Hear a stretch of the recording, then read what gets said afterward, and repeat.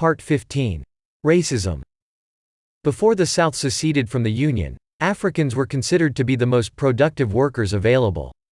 After the South seceded, they were considered to be the most oppressed. Was this a political attack, or an actual observation?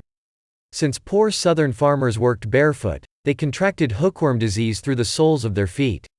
Hookworm affects brain function, and makes its victims listless. It affected black farmers as well as white. Southerners were labeled stupid and lazy, since no one was aware that this was a disease. Even their once active hunting dogs began sleeping all day. Now if you were hospitalized, and needed blood, it would be wise to avoid Southern donors. This is not because of racism, but because of medical statistics. You don't have to have a medical degree to be cautious. Any argument which includes, "you're not a doctor," is a logical fallacy called argument from authority. The television series, MASH, ran an episode in which Korean children were given a vaccination. But since it was made from horse serum, they were allergic to it. Colonel Potter recognized their poor metabolism, but instead of being called a white supremacist, the writers had him talk about his love for horses. Perhaps this was a distraction to protect his character's reputation. MASH highlighted the fact that the Army surgeons operated in tents. Specialized equipment, such as incubators, were not available to thoroughly test blood. So the smart approach would have been to rely on statistics. In another episode, a soldier mentioned he was concerned about getting the right color blood. Characters of lower rank are given such childlike words by the writers, but the sentiment was the same. The blood of minorities is more likely to have anemic traits, such as sickle cell. And yet, this basic knowledge is considered racist. MASH decided to make the soldier appear to be a white supremacist, who needed to be taught a lesson in morality. I would have asked Spear Chucker Jones to perform the operation, because he's not likely to put some liberal ideology before medical science.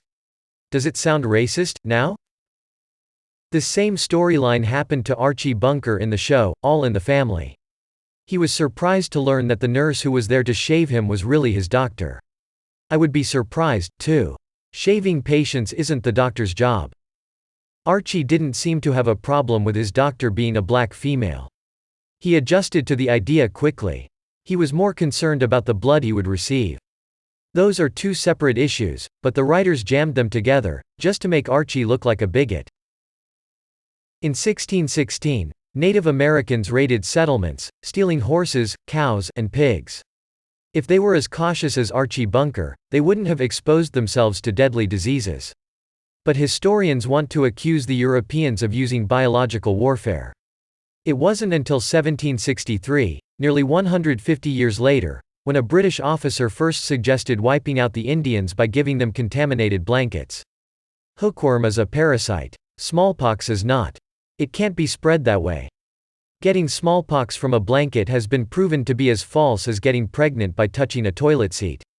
By the way, Indian is the Latin word for indigenous or native.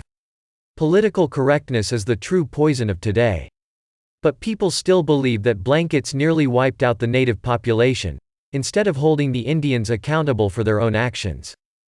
Can you imagine if this sort of biological warfare was effective?